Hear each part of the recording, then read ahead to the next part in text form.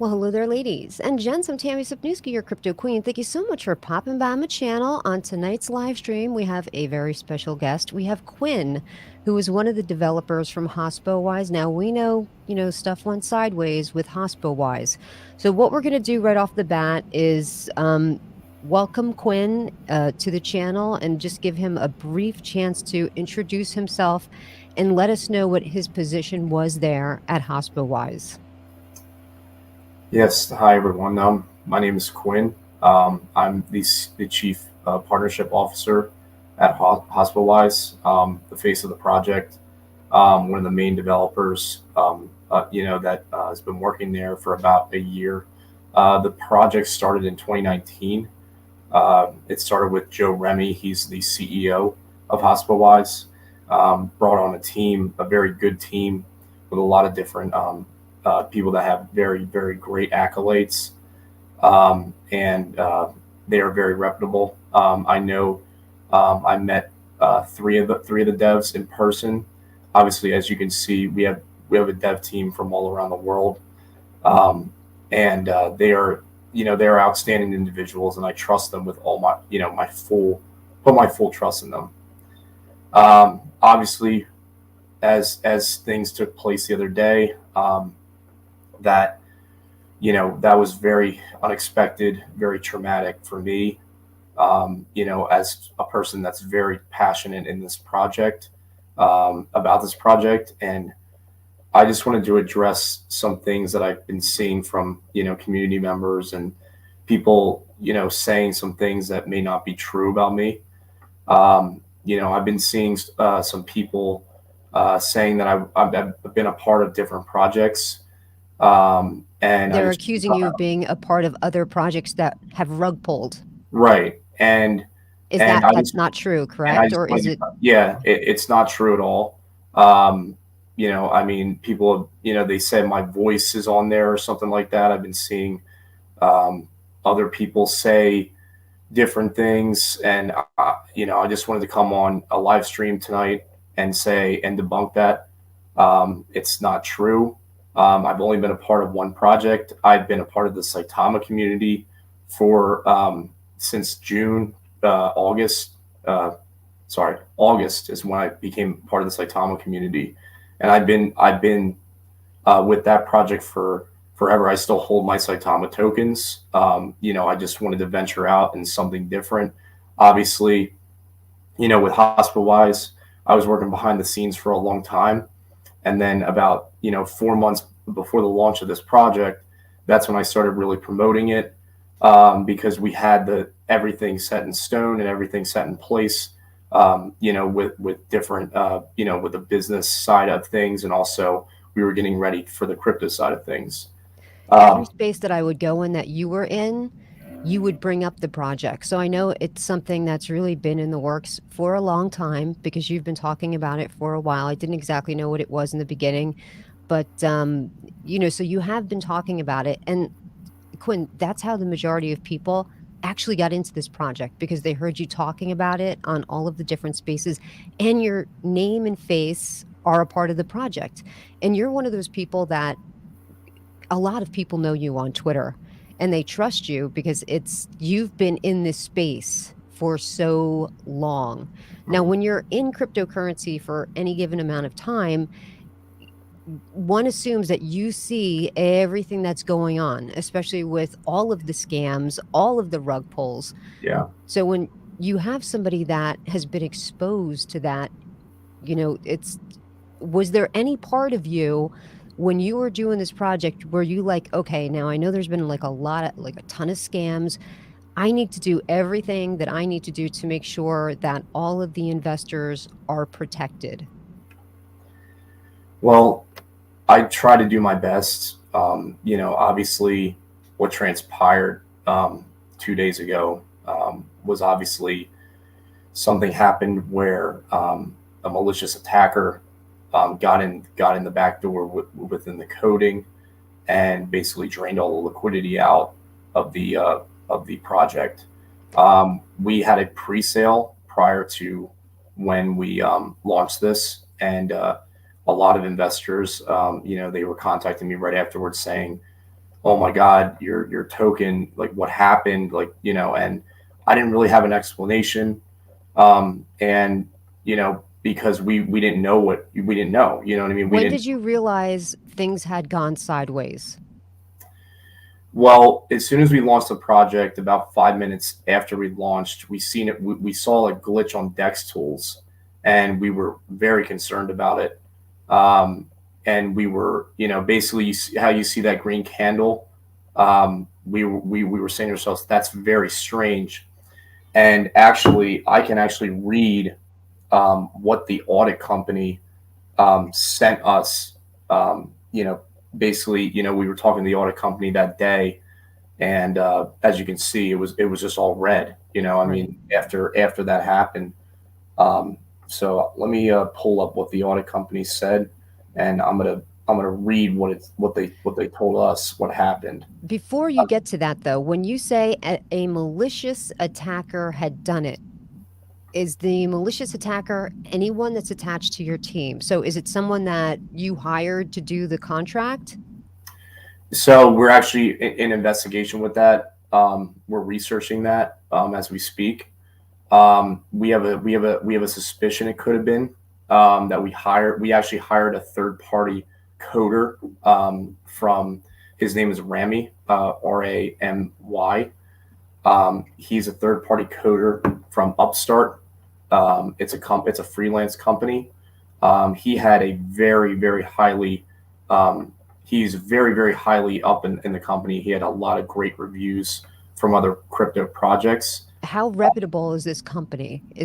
Are there other projects that have used this company and have used him Yes, in there's other. particular? Yes, if you go on their website, you could see like the other projects that have been, launched with this company.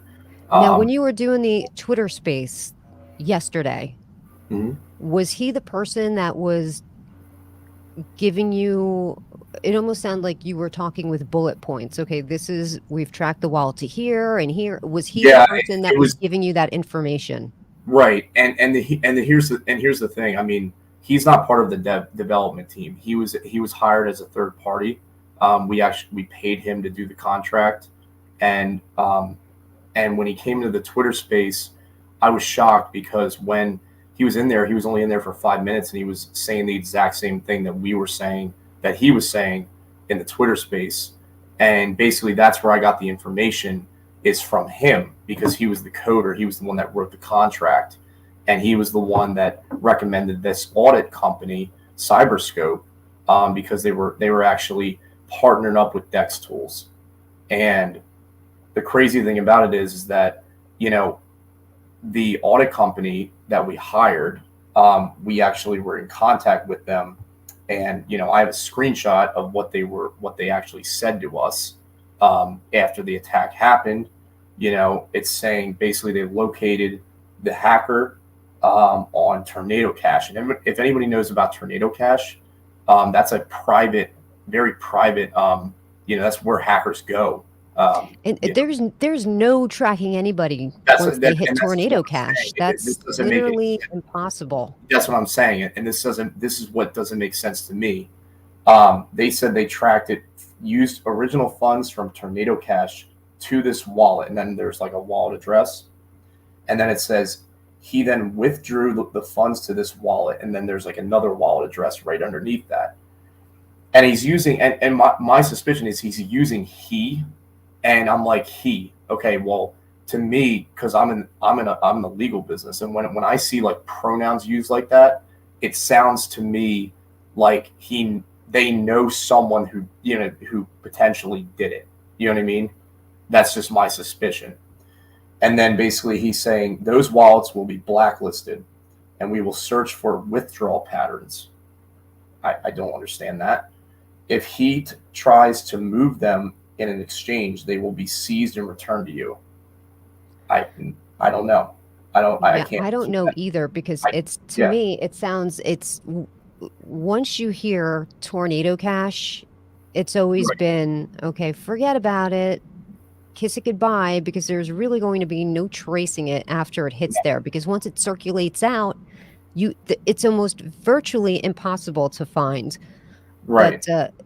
So I know what a lot of people are going to be saying is that uh, Quinn, you should have been in this space long enough to know not to have a third party do your smart contract. Every time you hear of a rug pull or something gone wrong, it's always that third party person who Yeah. did the coding that was the asshole that did it.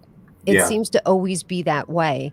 It seems like. And probably one of the reason, well, I know the reason that I bought into it was because your name was attached to it and you had been talking about this project for a long time. And I would think that you would, know all of the patterns to look for to make sure that this was going to be correct. Everything was Right. going to go right. The investors were protected. And it's one of those things like you should have known. Yeah. So, what I'm And, thinking is, Quinn, mm, did they make you a useful idiot? I'm sure you know that term. You're in the law business. It's a yeah. very famous term used with espionage, Yeah. using somebody as a front man or using them to your advantage and they don't even know they're being used. Is there a chance that they set you up knowing that you're well known throughout Twitter and the cryptocurrency They. community They. to be Um, the face of their project while they emptied out the liquidity? I don't think the developers were behind this. I've been in constant communication with my developers. They are fantastic people, as I said in the beginning. I think they have good merits, good morals. I think honestly it was probably something in the back end where it could have been that third party. We're still investigating it. We actually filed papers today with the FBI and also Interpol. If you ever heard of Yes. that, we also filed we also filed a claim with the audit company, the insurance claim, and we'll be releasing those per the lawyer's discussion. We're in contact with him right now, trying to see if we can release those papers publicly. So that's where we're at right now. I believe I have a plan of action to rectify this.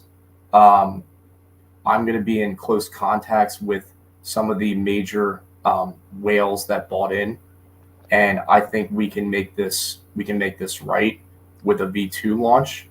I'm going to have a conference call with them in the coming days, and basically we're going to come up with a plan of action to have this V2 launch. And I've also been in contact with coders, reputable coder Gabe Gabriel, reputable coder Teddy Ganja, reputable coder Donovan. So I've been in contact with a couple coders that I know that I can trust, and also I've been in contact with the lawyers and also the development team every single day, and I feel so bad for like everyone that's been involved in this project. I mean, including myself. I mean, I feel like I failed, at delivering this project, and I take full ownership for that. But also, in the long run, I still believe in this project, and I want to rectify and make it right. And I'm still going to be here with you guys, and I'm going to keep a positive energy. Obviously, I was down for a couple days now, but I think that once we get this rectified and fixed, I believe that this project can really do some numbers with the use cases that we have in the pipeline. So I hope that you guys, as investors, will stick with us. I mean, obviously, if I lost your trust, I understand. You can sell your tokens; it's a free market. But at the same time, we want to make this right, and I want to make this right for the community members because I truly care about them, and that's why I'm here. So So certainly you do have some tools to use in your arsenal. yes, It sounds like there's a lot of different strategies that you can take. You just have to wind up picking the best one. But Quinn, here's what I will say. It's so important to keep everybody advised, even if it's just tweets every couple of hours, because it was just dead silence today.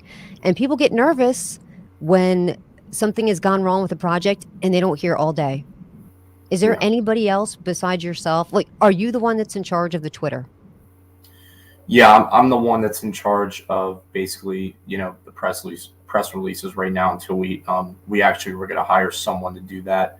After we launched the cryptocurrency, but obviously this is where we're at right now. Um, so as of right now, yes, I am in charge of that. And Okay. Because people get nervous when, it goes all day. I even mentioned a tweet. I'm like, hey, your silence is a little deafening because yeah, people need to I did hear, tweet like, earlier. okay, you know what, I'm doing this right now. I'm strategizing, I'm meeting, we're talking, even if it's just simple bullet points of what you did in the past couple of hours to keep Right. people up to date. Communication assures people that you're on it and that you're working on it. And I can tell by the look on your face you're very upset. There's a lot of upset people. Like, some people lost a lot of money. I think the whole general thing is like everyone's like, oh, I'm out in ETH, I'm out in ETH. Like, pretty much everyone put in an ETH. But Yeah. and I know Yeah. there's And others my that put family. in a ton more. But it always seems like it's something to do with the smart contract. So once that smart contract, you said, was audited by, is it Interscope? It's a company called CoinScope, and it's called a CyberScope audit is what they call it. So when you Uh, got that done and it passed the audit, your no, coder, did he again have access to change the code? yes. So we're thinking, was the original code compared to the code when you launched it to see, did he change it?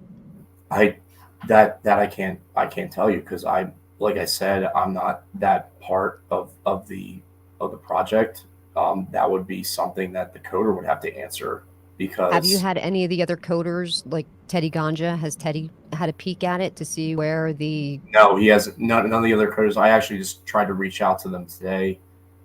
It's just Teddy Ganja hasn't. I haven't released any code or any because Teddy's contract. an investor.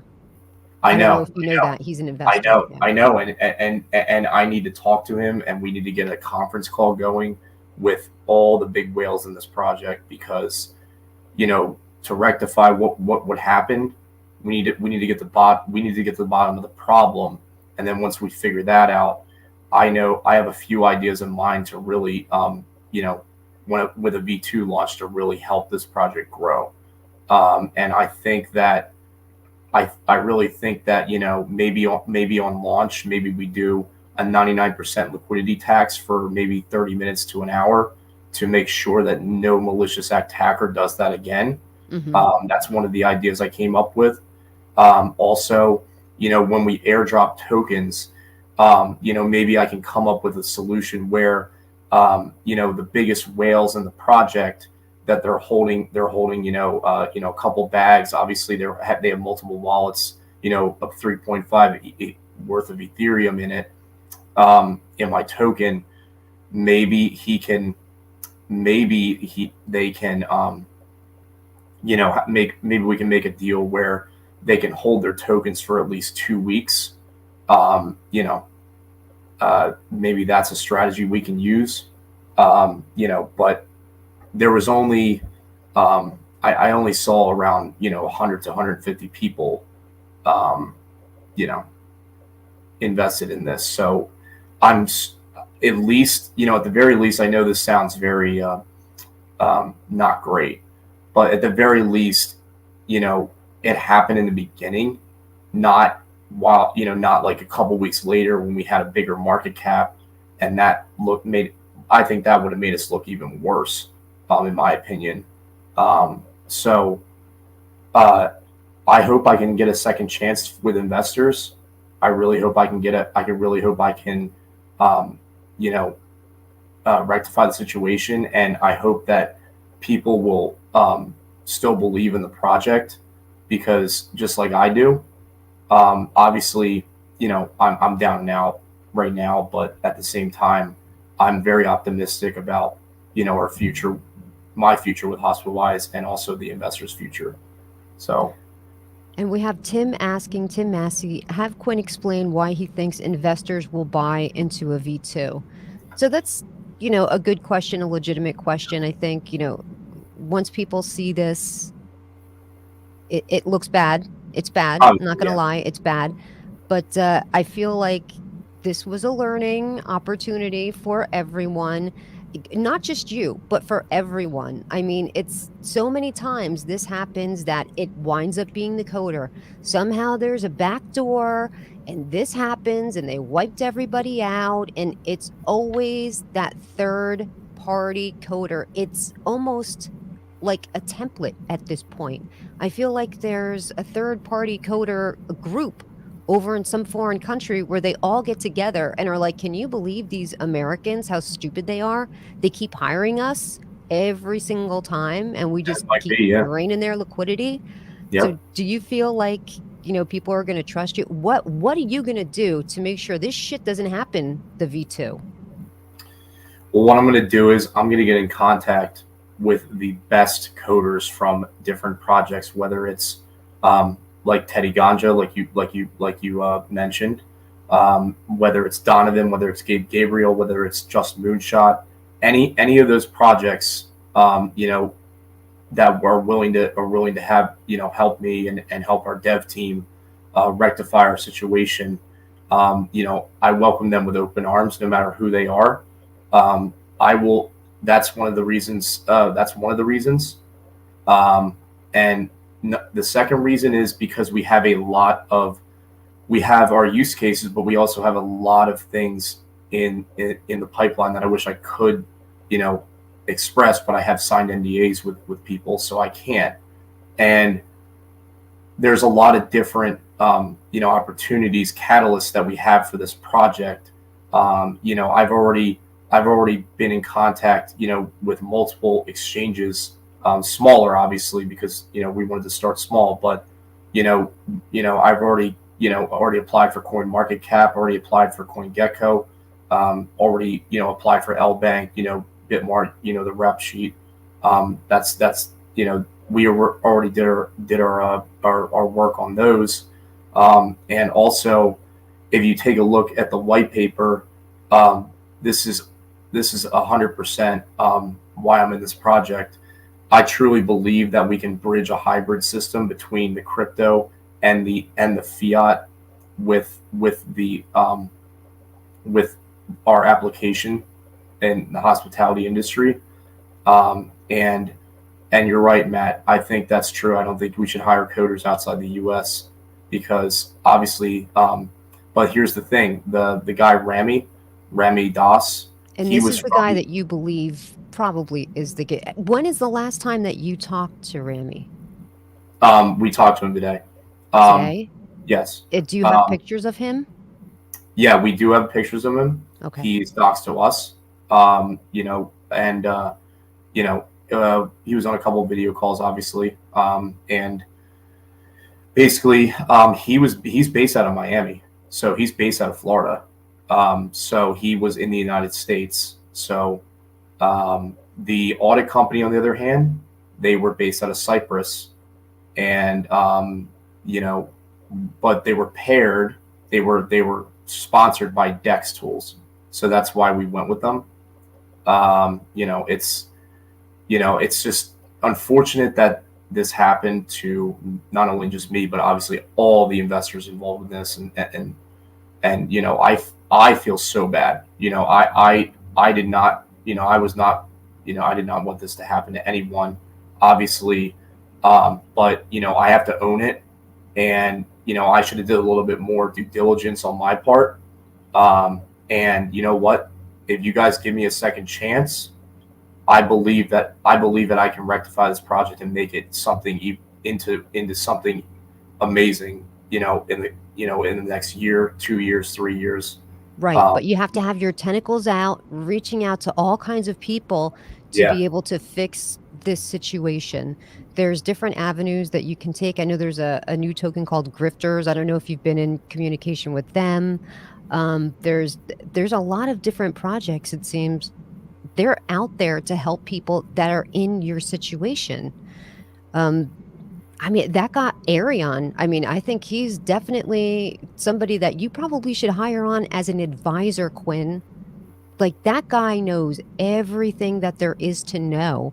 I would hire him as an advisor, and I would have him look at the final contract and have him deploy the contract, because once it's done, the contract is fine, it passes the audit, but if you hand it back to some random dude and then they're the ones that deploy it, they can change anything in the meantime, and you're none the wiser because you don't know coding. So I think that Right. having somebody like Arion, who is very smart, he's got a great reputation, he's just out there to help people, and I mean, whatever his charge is would be well worth it. Right. Well worth it, because Yeah. it would save you. If he had looked at that, he would have been able to pick through the contract and say, "Oh, what's this? We're about to launch this contract, and the liquidity says tokens." Like, he would have caught Right. Yeah. anything. So that company that you bought, they were. What did you say with Dex Tools? They were recommended by Dex Tools or supported by Yeah. They Dex were. Tools? Yeah. They were partnered with Dex Tools, the audit company, Cyberscope. Yeah. And do you know the other projects that he's worked on specifically, Rami? I would have to get a list. I don't know exactly which ones they were, but he showed us a list. Have you reached out to any of these other projects like Grifters? There's another I one. haven't reached out to Grifters. No, I don't. I don't even know what is Grifters. I don't know. They help people that are in your situation. It's a brand new Okay. project. They just launched, I think, a couple of weeks ago. And, they help failing projects, people that are in your situation. There's also Brew something. Let me think of it. I can't, there's so many projects running through my mind, but there's different people that you definitely can reach out to. I think that can help you. And I think are you friends with Arion? I've talked to him in spaces. Yeah, I have his personal Telegram and Twitter. So I mean, he or Quinn, I she. would totally reach out to that guy because I think he wants to help you. Listening to him in the space yesterday, it sounded like I don't know if he's invested in the project, but he seems like emotionally He, invested in the yeah, project. he told me he wasn't invested in the project, but there was other people that he knew that was invested in the project. So, he was there to support them. So you said Grifters is one. Hmm. Obviously Arion, I know him. I'm just writing these down just so I know. Um, Maybe somebody in the chat knows. It's Brew yeah, something. yeah. I If there's can't. anybody in the chat that knows people, that can help me out, because I mean, I feel like a lone wolf right now. You know what I mean? In this because, I mean, I communicate with my development team, every day, but obviously I'm the face of the project. I'm pretty much the spokesperson, and I just feel like I need help. That's what I need. I need help. Yeah, you do need help. I mean, Yeah. because right now it's uh if there's a face associated with HospoWise, it's yours, Quinn. Like, Yeah. everybody's looking at you saying, "Okay, listen, we're in this because of you." So I think the minute that I mean, I know that you said you have a day job.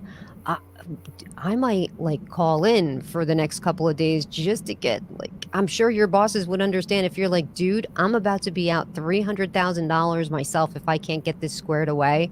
Um, thank you very much, CoinViewCap. Let's see what they have to say. He might have something. Hey, Tammy, this is the reason you never give your contract to anyone. Always upload your contract first, then get it audited. This keeps it safe from being harmed and messed with. Get your contract tested. So thank you very much for that. So, well, it's one of those things that, oh, thank you. Thank you. Sure. It's Monday morning quarterbacking. Of course, we can all woulda, shoulda, coulda, but the fact of the matter is we're in this situation now. Yeah. We're in this situation now, and you definitely have tools at your disposal that you can use. I know that Sandstorm said that he had people that had the potential of assisting you as well. So I might, you probably should reach out. Anybody that can help, I think you should do that because Yeah. That it's was actually going to Don. be it's going to be So ugly. You know, Yeah. people want answers. They want to understand what happened. And Yeah. I mean, I would love all the answers in the world right now, but I mean, unfortunately, I just don't have them. I wish I could say, oh yeah, this guy stole all the liquidity, and we can get it back in a day. I wish we can do that. And that would be awesome. But we're in this, like you said, we're in this situation now.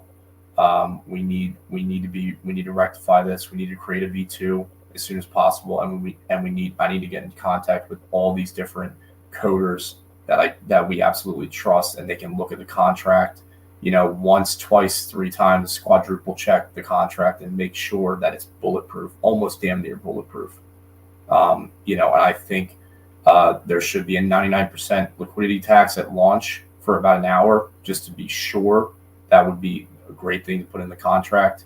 Obviously, we're going to have to raise the liquidity tax, definitely, obviously, because we were at right now, you only have a 4% tax, right?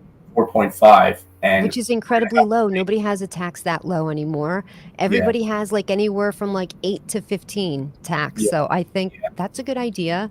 yeah, we have to raise that. We have to make sure that the, I'm going to talk with, a few guys from different projects that invested into this, bigger whales, that are in the project. I think, we make a deal with them where they hold their tokens for, a certain period of time. It kind of will stabilize the liquidity and, not have it just dump, on the first 2 days of the V2 launch. That's another idea. These are just ideas that have been going through my head, because obviously my head wasn't clear the first day when this happened. I was very depressed on the first day. I actually was, not eating. I was literally, vomiting all day. I was crying. I wasn't myself. I didn't feel myself, because I wasn't raised like this, and I wasn't raised to create a scam or something like that. And I feel like I was part of something that was a scam, and that's like not how I was raised at all. And I want to make it right, guys. I want to make this thing successful. I have a reputation to uphold. I work in the legal business. I'm a part-time law student. So I care about people and their money and their investments, and that's why I want to make sure that I want to create something that's going to work this time and not have any problems. And that's why I'm open to all arms of people that are going to help me do that. So that's just what I came on here to say. I'm still here with you guys. I didn't go anywhere. Um, you know, so that's where it's at right now, guys. So this person, does he know that you suspect him? When you talked to him this morning, When we did you filed, already suspect him or when we filed the FBI, report on him, when we filed the complaint, we actually put his name in there as a suspicion. So we did. Yep. did he know that We you did that? we actually filed after we talked to him, and we didn't even we actually haven't had any communication with him after this morning. So that line of communication was shut after this morning. And exactly how much liquidity was lost? 95% of the liquidity was taken. There's only about, I think, like $5,000 worth of liquidity left, or $3,000 worth. Did you Um, is that reserve left because you cut it? You turned it off or yeah, we cut it as soon as we saw that. As soon as we saw that, we cut it off. I mean, it was, the developer, as soon as we saw that, the coder was obviously monitoring it, on the launch, and then I guess he cut it off.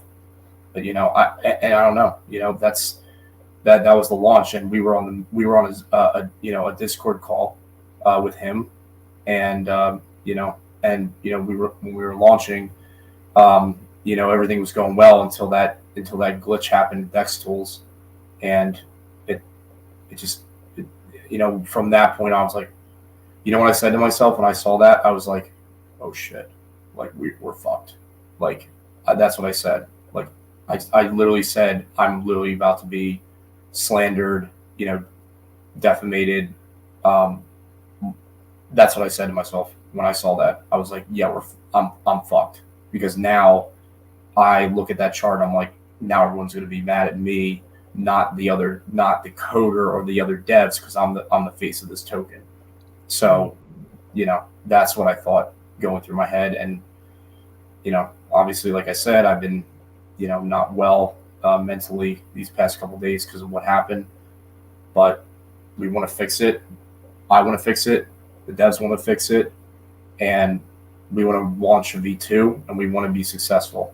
So, I mean, Well, that's I really, hope that you are successful because me and like practically everybody else I know are invested in it. So I hope you are able to get in touch with these people that can help yeah, you. And please keep us posted because, like we want to know what's going on every step of the way, whether that's, just letting us know, hey, guess what? Teddy's got the contract now. He's looking at it. He's going to see exactly where this guy hit us, what happened, yeah, because everybody, people deserve answers. It's their money. They deserve answers, yeah, especially the people that have like a significant amount of ETH in it. So they're probably very emotional. So any little thing that you find out, you need to let these people know whether it's more confidential information, whether the bigger investors that you might want to reach out to them on the side, that's what I'm, have you been doing that, reaching out to the bigger yeah, people? I have been yeah, I've been actually on phone calls with them all day. I mean, I've been reaching out to them consistently. And they like my plan for the V2, some of them. So I think it could work. I think it could work out. And I don't have a timeline on the V2. I know a lot of people have been asking me about the timeline. We're working simultaneously on the V2, so we don't know what we don't know what a timeline would be for that. Um, as far as I can see, I mean, we would like to get this done. You We've know, definitely got to get this squared away first before you even start, thinking about the V2, right? Is it but Brew Labs, guys? Is it Brew Labs? Brew Labs is Gabe Gabriel. Yeah, Oh, that's that's Gabe Gabriel. Okay. Gabe Gabriel. Yeah, he's an expert, and I reached out to him. That was the first guy I reached out to. And Teddy Ganja, I reached out to him obviously, and I reached out to a little bit, some other people. So, um, yeah. Quinn, I really appreciate. Is there anything else that you want people to know? Because I know you've got a lot of work to do. I don't want to keep you here forever, and I can tell you look like you're going to vomit. Look, I know. Listen, look at me, Quinn. I know you didn't steal from people. Mm. I get that feeling from you. There's feelings I get when I see people. I don't get that feeling from you. I think your coder probably. I'm just being Yeah, honest with you. I mean, he could I have. I think mean, he, I I'm think not he knew ruling what that he was out. doing. When I filed the complaint today with the FBI, that's what I said, that we have a suspicion about him, because he was the one that wrote the code. The audit company is the other one that audited the code, and it seemed like the audit company. I mean, from what I can see, I mean, they bribed. I mean, I didn't even get to read the last section of that. What the audit company said. They told us that, oh, we missed it, but there's nothing we can do now. And then they said, from our side, we will support you by giving $10,000 worth of promotional credits, on our website. So Now, the why would they say company, the that? auditing company said they missed something. Yeah, they said they missed something, and they said, but there's nothing we can do now. Do they And have then any we kind of filed insurance or anything? an insurance claim with them for so we filed an insurance claim with them. Um, you know, we're doing everything we can. I mean, this is, we're trying to yeah. I mean, we're doing everything we can. I mean, I'm doing everything in my power to make this right. And I understand a lot of people are frustrated. I know a lot of people's money are tied up in this. But Right. if you give me a chance, if you give my dev team and I a chance, I believe we're going to rectify the situation, and we're all going to become successful in this. And, you can hold me accountable for that. We have a question from Crypto Life. I don't know if this is somebody that They're saying, were you involved in Ponyo? No, I was Okay. not involved with that cryptocurrency. Okay. If you ask me a question about that, I don't even know what the hell that is, Okay. honestly. Yeah, I have no clue. What is Ponyo? I I don't don't know. know. It sounds like another meme coin. I mean, It yeah, definitely does. But Quinn, I'm going to let you go because I know you have a lot to do. You have a lot of phone calls to make, a lot of people to get in touch with. I don't know if you're going to get in touch with TARP and have them or area yeah, somebody. You need I to get I'll, somebody to look at that final contract before it's deployed. yeah, This way, it doesn't happen again. yeah, and I hope Gabriel or Teddy or somebody can look at this, and I'm going to give him the full audit report. I'm going to give him the full audit report. I'm going to give him the contract, everything, and they can look at it and they can say, "Wow, okay, this is what they missed." You know what I mean? And then I can come back and say, "Oh, I had somebody look at this and they, and this is what they missed." You know what I mean? They missed this, this, and this, and they said this was okay. And the crazy thing about it is that the audit company said everything was okay. We had one critical error, which is blacklisting wallets, you know, and that was the only thing that was in the audit that was critical. All the other, and when you see the audit report, all the other categories were um, non-critical, correct. It's, you know, so we thought, oh, well, our audit was great. Our contract was written, perfect, or next to bulletproof, because our audit company gave us that information. And that's what an audit company is supposed to do. They're supposed to be able to audit the contract and make sure that there's no back doors. And that's why we did it. And we're KYC'd.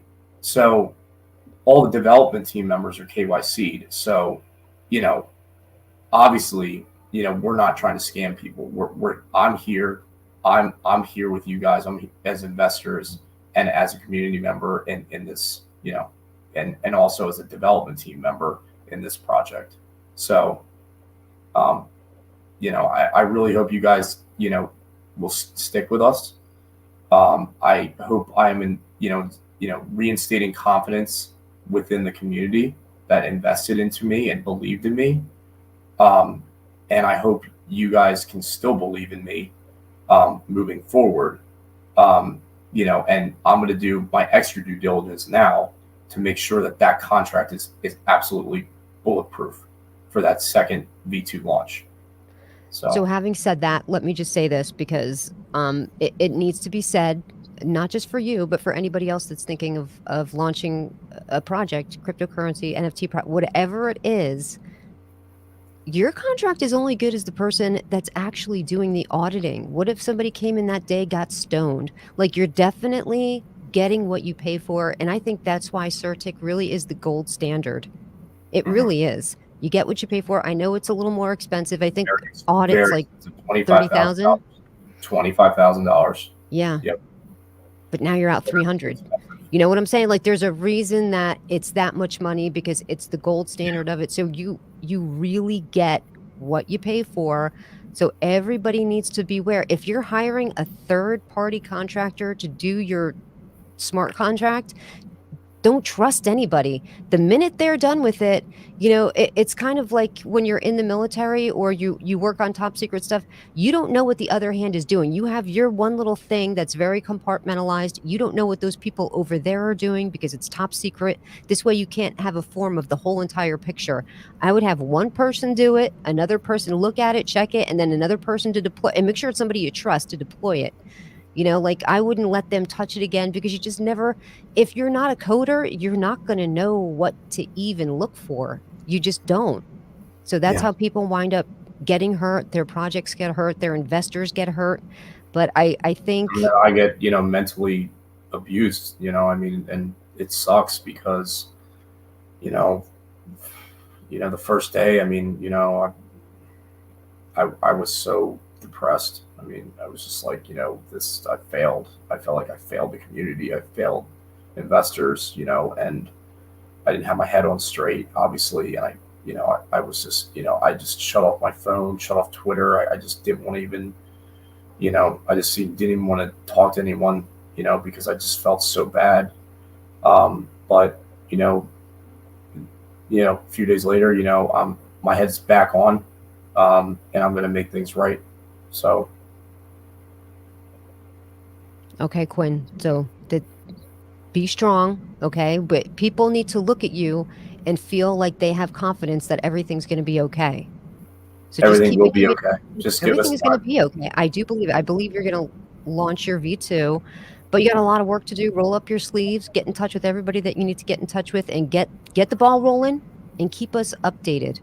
Yep. I Communication will. is key. Key. Mhm. Yeah. So yeah, that's definitely key. All right, Quinn. Well, thank you so very much for joining the Crypto Queen channel. I very much appreciate you stopping by. I know it's was a difficult time for you, but I'm glad that you gave us the answers to. I just want to make sure there's no other questions in the chat. So, with that having said, so all right, Quinn. Well, I'm going to let you go. I appreciate you so much for dropping by, and if you need to come on again and talk, if there's any updates, please keep us posted. You're Yeah. more than welcome And to. also, just keep an eye. I might go on the Sandstorm channel as well. Obviously, this is the first time I'm on your channel, and obviously, hopefully, we have a little bit of better times on your channel with my token and different tokens in general. So, this is just the beginning, guys. Just give us a little bit more time. Be patient with us. We will rectify the situation, and I want to restore all the confidence that you had in me in the first place. So I really appreciate you guys, listening in, and I thank you. All right, Quinn. Thank you very much, and we'll see you later. All right, guys, and that was Quinn. I'm sure he's got a lot of work to do, so we'll let him go do what he needs to do because that's, it's I'm invested in it. Teddy Ganja's invested in it. I know Sandstorm is invested in it, and we're all just chugging along here. But I don't think that he's the bad guy. I don't think that he's the one that did it. I think he got taken advantage of by someone that knew what they were doing, and it seems like it's always the same kind of thing, that it's always the coder. It's always that third party coder that no one has ever physically met. They've always just either had Zoom meetings or have, Telegram and emails. I think that there's really a big lesson to be learned here as far as, um, when you're launching a project, getting all of your ducks in a row as far as assembling your team and knowing who they are, physically meeting everybody, making sure you're face to face with these people. Okay, I'm me. This is where I live, and this is what I do. I'm actually here. This is what my face looks like, because anybody can, you know, put a picture up or profile picture. Now I know he said that he met him through communication through camera, that he did see him, but I mean, I don't know if it's the coder, but I think right? Like, I think it probably is. Unless it's let's face it, somehow that contract got hacked. So I just don't know what to say about that. So we just have to hope for the best. And yes, Archie Nico is definitely one to trust. So that's going to go to this guy. And actually, the chart on Archie Nico is looking good as always. But besides the HospoWise thing, which was, a little bit of a heartbreaker. We were all looking forward to that. I don't know if any of you guys had the opportunity to get into it. Furry ball, furry ball user. Hold on, let's see. I have to read this comment because what a name, right? Furry ball user says the government is working and watching these types of things are going to bring some very strict regulations. Yeah, for sure.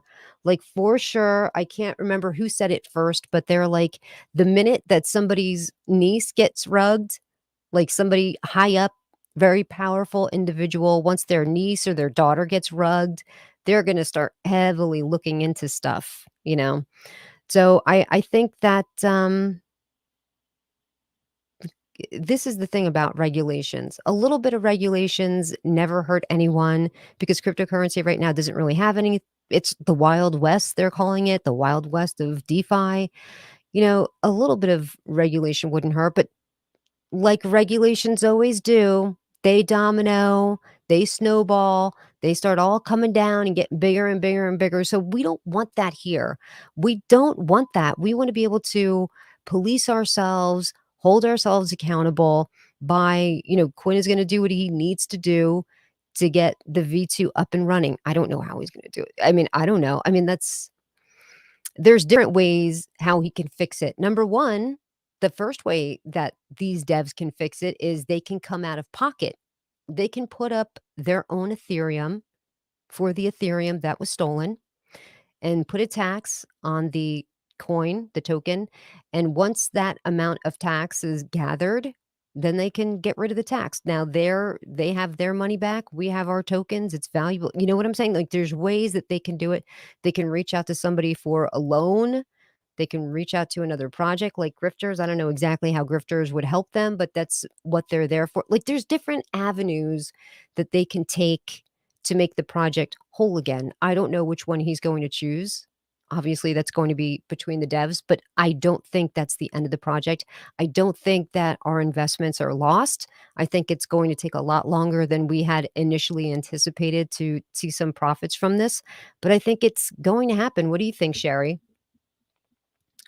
Sherry says, "That's what I was waiting to hear for them to support the investors who lost money." Yeah.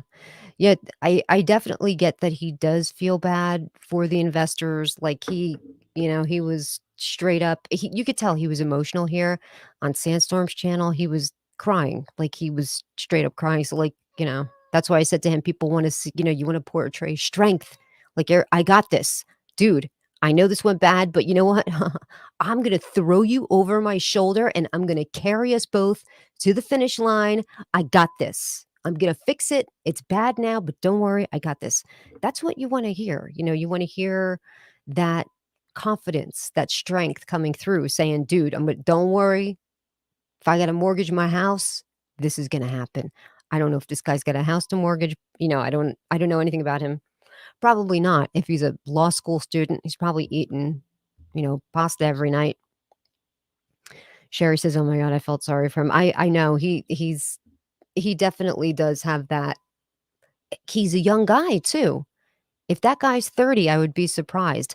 But here's the thing, he's why it surprised me is because every single space that I go into on Twitter, he's always there talking about this project, how good the project's gonna be. He's been shilling the project, and this is not just like 1 or 2 Twitter spaces, like every project for a matter of months, he's been talking about this project, and because he's so out there on Twitter, people know him and they trust him. And because he's been in this environment so long, you're like, okay, well, it's Quinn. So he knows about all these rugs that happen, all this shit that went sideways with all of these other projects. Like, he knows what goes down. He knows how the dirty coders are. Like, he's going to take care of that. He's going to make sure that that doesn't happen to his project, the one that he just said he's been working on it since 2019. That's like 3 years. Like, he's been working on this for 3 years. But you know what? I think sometimes people get overconfident and they're like, "Okay, I'm in the crypto space, people trust me, and I've hired all these people." Like, he probably felt rest assured that this dude was recommended his company was recommended by Dex Tools, got the guy, worked on other projects, has great reviews, passed the audit. He probably had no fear, was like, "This is gonna be amazing." And then when all those sales started coming up, he was probably like, "Oh my gosh." Have I heard of Shiba? Yep, I own Shiba. I play the game Shiba too. Maddie B says he made rookie mistakes, so obviously he doesn't know what he's doing. Yeah, I listen, hey, nobody can deny that it was a mistake. Definitely a rookie. Like, I was surprised when it happened because he's been in enough rooms where we've all been talking about projects that went sideways and what happened, and so it was surprising. But, I mean, that's the thing, right? That's why you have a company audit your smart contract. That's why you have a team of developers where someone's strong point is, another one might have a weakness over here. So, you have another developer that's strong in that area. Like, it's supposed to be a team. Like, everybody has their strengths and weaknesses, and you work with that. Okay, this is what we have. We work with that. But for whatever reason, listen, it happens. We can't change it. And like I said, I don't think he did it. I don't think that kid would know how to do it. You know what I'm saying? Like, he definitely didn't do it. I don't know if I'm allowed to say this, but I think the coder did it. Like, it's always the coder. It's always the coder. So I think that he did it. This is why I think, speaking of coders and being a total mess, let's talk about Zeta Mask and SaitaRealty and the AMA that Russ Armand did with old guy David today. And they spent the first like 12 or 15 minutes of the AMA talking about the rules of how they would conduct the AMA. And it seemed like there was a lot of time kind of spent on that, which was okay. It's old guy David's channel. And he seems, he's a military guy, very regimented. So you just had to go with it.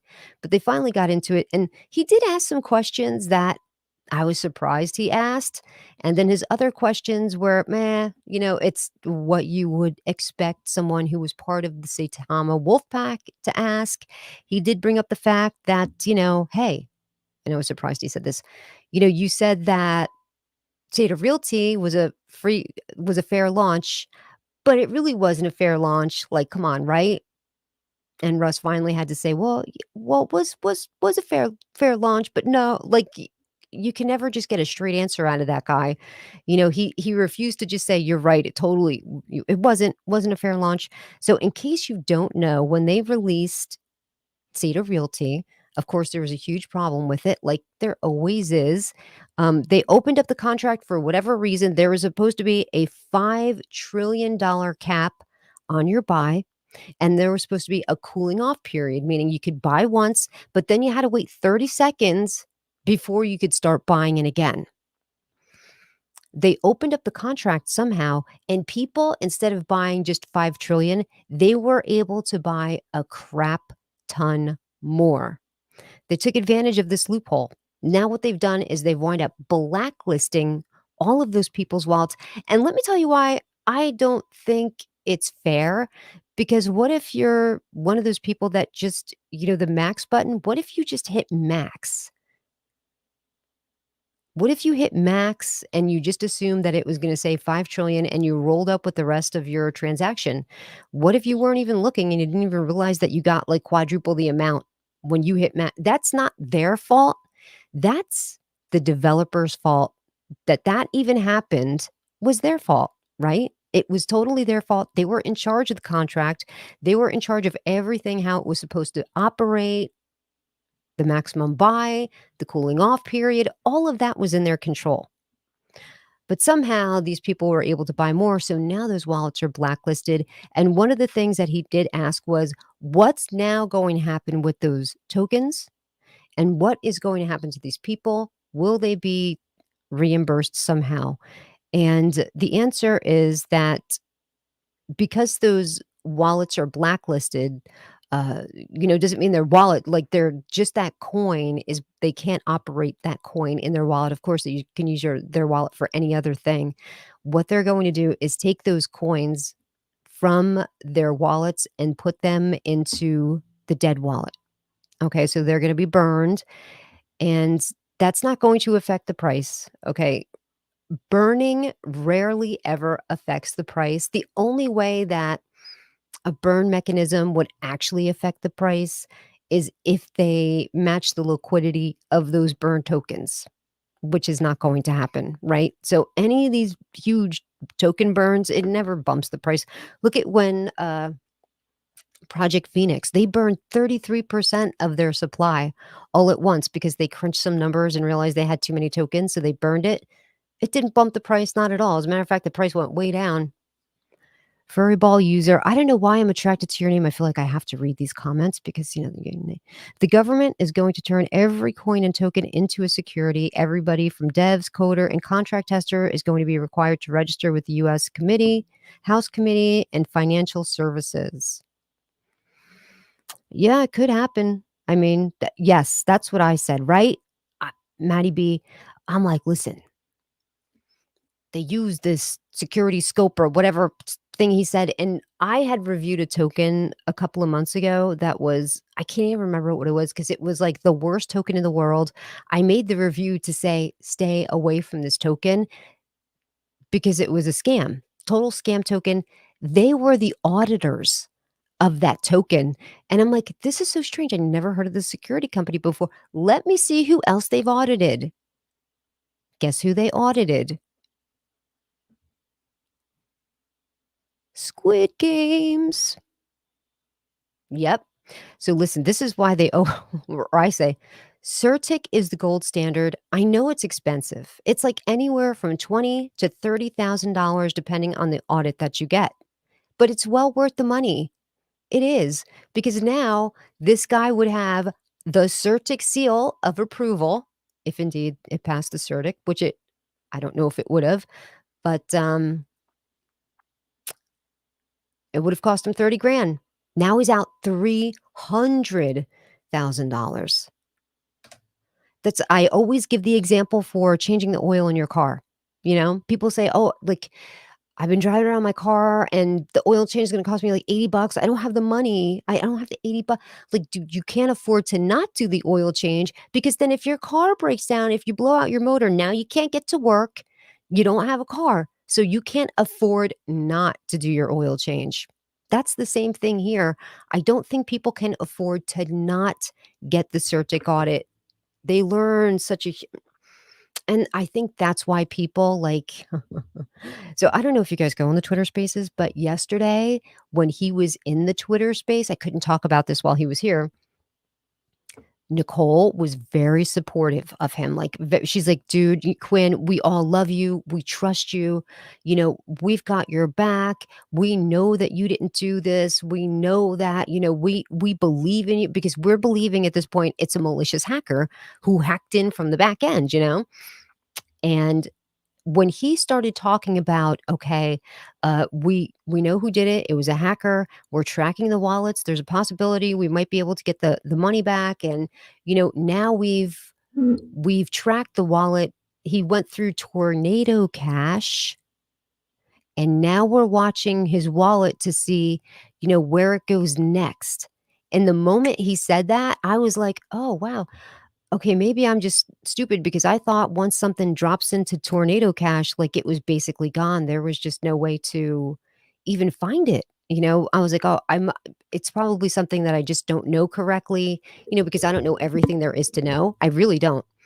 And so that's what I was thinking. And then all of a sudden, like a couple minutes later, Arion comes up and he's like, "Okay, Quinn, we're gonna have like a little bit of a come to Jesus moment here, because I don't think you know what is happening here. I'm telling you, I think you're the fall guy." And Quinn's like, "Well, what are you talking about?" He's like, you're telling me that Rami, your coder, is saying that he has now, oh, my camera went out again. Hold on. He has now tracked this wallet through Tornado Cash, and he's now watching these different wallets. It, this happened like 5 or 6 hours ago, and this guy has already cracked Tornado Cash and watching the wallet. He's like, "Dude, no. No." The military would not have been able to crack that in that amount of it's impossible. There's no way that guy is telling you the truth. There's no way. I think you're being set up. You're the fall guy. And Quinn lasted like a total of like 5 more minutes on that Twitter Space. I did feel bad for him, but then I think it was getting to him. He's like, "I've got to go. Like, I got to go." Like, you could tell his head was in a bad space, because I think it was hitting him that, in fact, this guy was lying to him, giving him like, or he was taking notes while the guy was speaking and just repeating what the guy had said. But I think at that moment, it just hit him like, oh my gosh, maybe this guy has been lying to me. Maybe it's been him all along, trying to throw me off his scent, leaving breadcrumbs that lead to someone else's house and not his house. And that's when I was like, oh my gosh, it is right. Like, this guy probably did do it. And then today, so everybody was talking about that for like the next 30 minutes, about how this is such a huge problem, that people shouldn't do this. You don't trust third party coders, because this is exactly what happened. Today, on a different Twitter Space, I jumped onto it just to hear, what Nicole was going to say today, because every time I see her, I like to jump in her space, because she's funny. She's funny as hell. And I just sit there and I listen. And today, her tone has shifted. So Where yesterday she was like, "Quinn, we got your back, we support you. We know that we trust you. We know it's not you." Today she was like, "People need to get in touch with their police departments. You need to start making reports. You need to make sure that you're able to get your money back." She's like, "'Cause once these people start getting knocks on their door from sheriffs serving them stuff, it's gonna be a completely changed situation." She's like, "Somehow they're gonna wind up coming up with the money. Somehow they're gonna do it, whether they have to mortgage their house or sell their car, whatever they have to do, they're gonna find the money." And it's gonna be the people that are left here in the United States because they're the only ones that you can hold accountable, right? The people that are in arm's length. John Q. Long arm of the law of their length. That's not international stuff. That's here in the United States. And I think why she changed positions so rapidly was because she realized that Quinn used a third party coder when we all know to not do that. Like after all of the projects we've watched go down the drain because of the coders taking advantage of people, like we have seen it you guys know. If you've been in this space over a year, you've seen it time and time again. It's always the third party coder. So with that, she had like a little bit of a change in her tone and attitude today where, we've got to put a stop to this. We have got to start making examples out of people. We have got to hold them accountable because if not, this shit is going to continue to happen. So yesterday, she believed that, Quinn was completely taken advantage of. And today she's like, "Damn, Quinn messed up. Quinn should have known better." And that's right. Quinn, like I said, he's been in these spaces long enough. He should have known better. He really should have. And I've always said it, like, if I'm never gonna launch my own project, no. But if I did, 100% I would make sure to have a CertiK audit. I'd make sure that I personally know the coder, probably Teddy Ganja, like, have to 100%. You can't. Like, it drives me crazy, these people that are like, "Oh, my coder is over in some foreign country." Do you know? Have you seen him? No, but we talk on we message on Telegram. Like, oh my gosh, like, how many times have we seen projects go sideways? And that's what they always say. But we message on Telegram. Such a nice person. Like, I don't think it could be him. Of course it's him. Of course it is. Can we move to different projects now? What? This is my channel.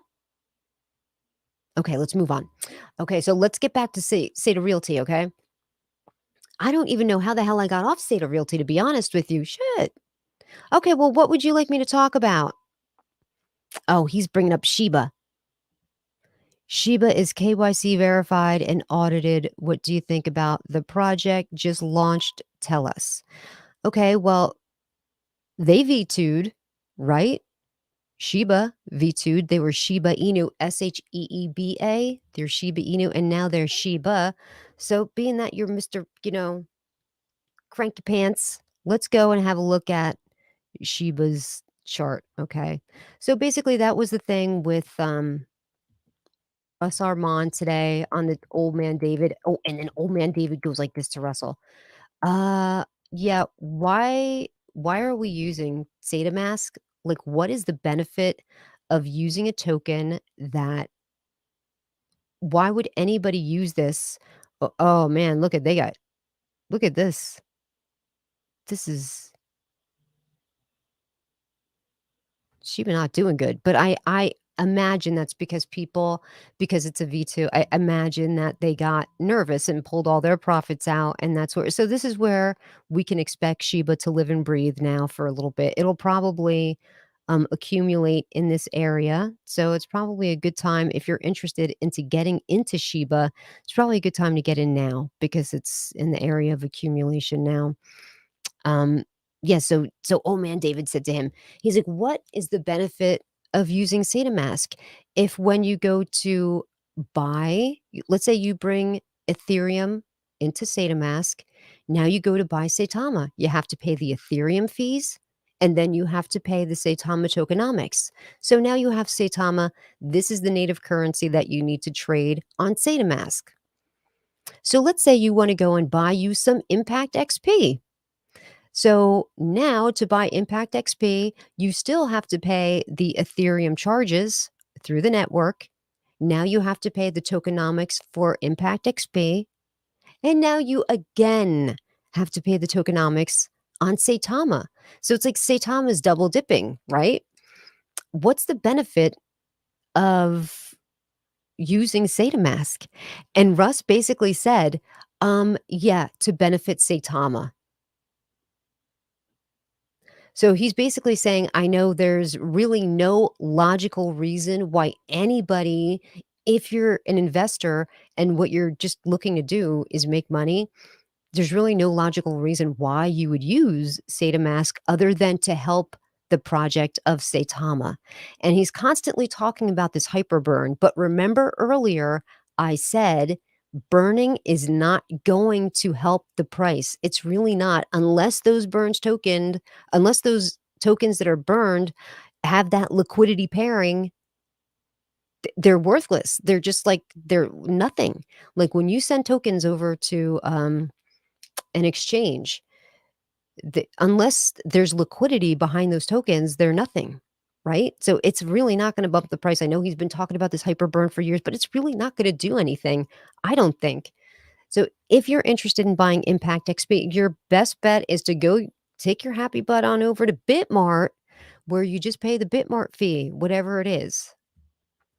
There's really no reason to use SaitaMask other than buying the tokens that are exclusive to SaitaMask, and he knows it. That's why, he basically had to say that, and I was, like, actually surprised that old guy David even asked that question. I was like, "Whoa, that was a surprise one," but that was the answer. What do I think of the VMAX Saitama drama? So, hey, I think that V is a female, and she is the original developer of Saitama. She was the original COO. And when Russ came on the scene, he's now saying, okay, it's totally a community token, totally community token. Um, she didn't like the way, you know what she did? She's a good person. Okay. You know how you can tell a good person? Because they don't want to talk bullshit about somebody. They don't want to get up there and just start, dogging him out. And, this guy was such an asshole. Guess what? One time, man, he peed and he didn't pick the seat up and he left a mat, like how I would. She wanted to keep it very quiet. She wanted the drama down low. She didn't want to start any rumors. She didn't want to cause any drama. But it seemed like, she left because she said she did not like the vision that Russ had for Saitama. And she's like, you know what? I don't need these guys. I'm going to build my own token. It's going to be better. I'm smarter than him. And she left.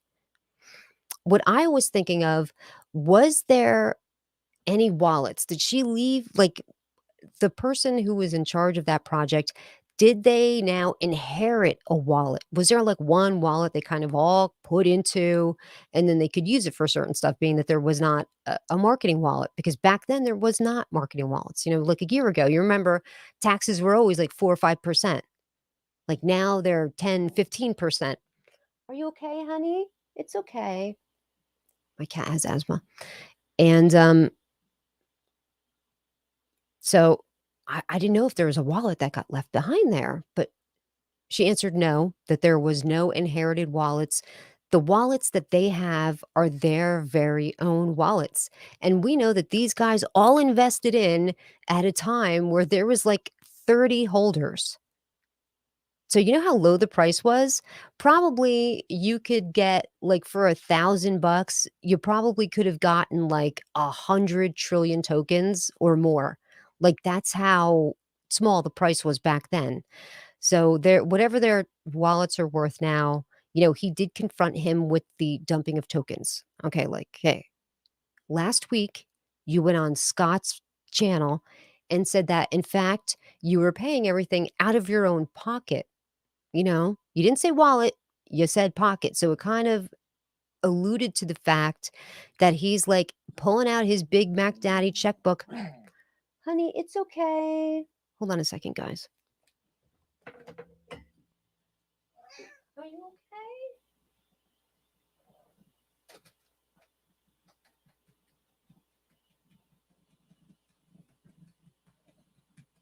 Oh, you want to stay? You want to watch? Show everybody your pretty face. Oh, this is my cat. Say hi to everybody. She's got asthma, and sometimes you have to tap her on the back to help her get it up. It's okay. You okay? You sound better. You sound better. You pretty little ladybug. You pretty girl. You sound better. Okay, where was I? Okay, so yeah, you last week on Scott Herman's channel, you said in fact that you weren't selling any tokens, that you were doing it out of your own pocket. And, now it's, well, we have to fund the project somehow. And okay, that's fine. But why does it always got to be you lie about stuff, right? Actually, she's a doll faced Persian. Why is it always, and again, it's, well, they won the full transparency award in Dubai. Like, what was that even, right? How does somebody win an award for being most transparent project when, guys, we don't even know what the price is on SaitaRealty right now?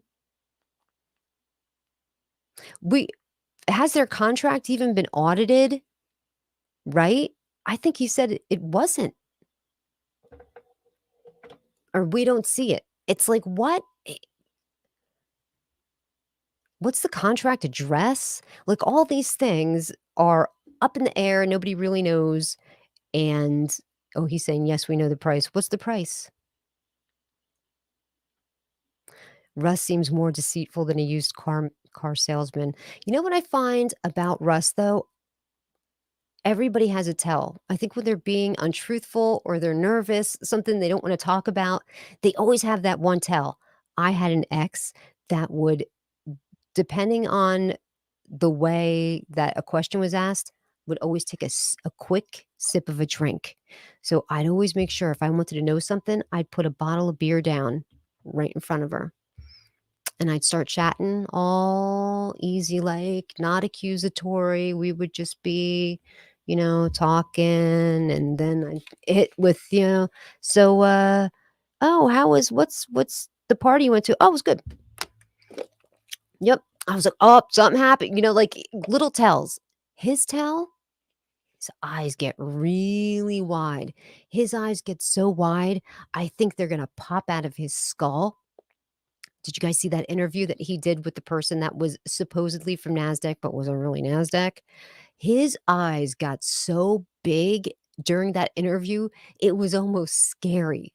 Like, how do you even get your eyes to go that big? I don't even know. But I'm sure his wife probably said to him, I watched the interview from the other room, and you shouldn't probably not do that thing with your eyes. Like, you just look creepy. But yep. So I was surprised with some of the questions that old guy Dave asked.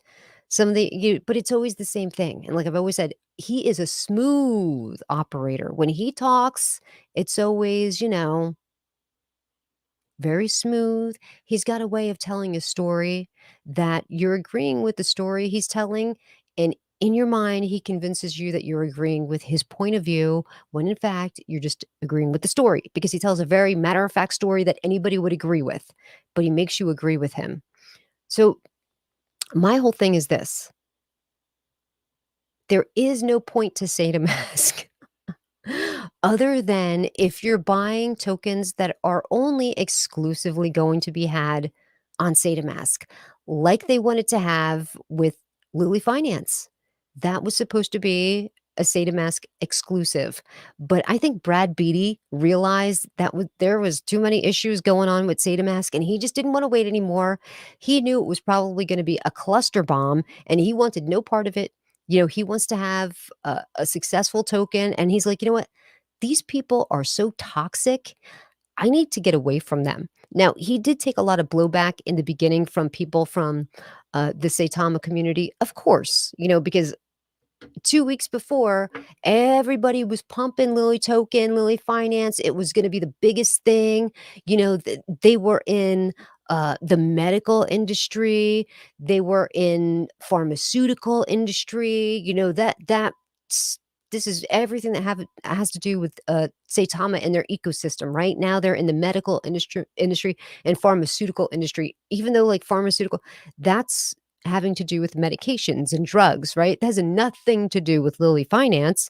And when Russ was questioned on that, he's like, "Well, that's what Brad told me." It's like, "Oh, so anybody can spoon feed you any old lie and you'll just gobble it right up and spread it out to everybody?" So, of course, everybody in the wolf pack was shilling for Lilly Finance, saying that this was going to be the best project in the world.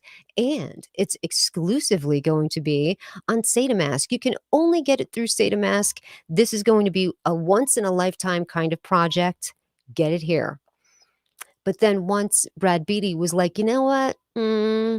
There's been so many issues here with SaitaMask that I think I'm just going to bring my business on over to Uniswap with the rest of the ERC20 tokens and have me a nice, decent launch from there."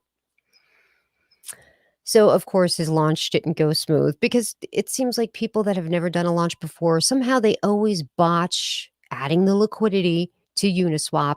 You know, happened with Terrarium too. It took a little longer to get the launch going, but finally it did go. And, you know, Lilly Finance is doing okay now, but he did take a massive backlash from the Wolfpack. They were like, the next day after he's like going to Uniswap, "Oh, Lilly Finance, rug pull. Brad Beatty, con man. He probably has a record, maybe. Maybe he's not even a good dad. He probably doesn't even care about that sick girl. Like they were saying all of this horrible stuff simply because he withdrew the launch from SaitaMask and was going over to Uniswap because SaitaMask couldn't launch a bottle rocket if they tried. Like it was that bad at that time. It's still bad.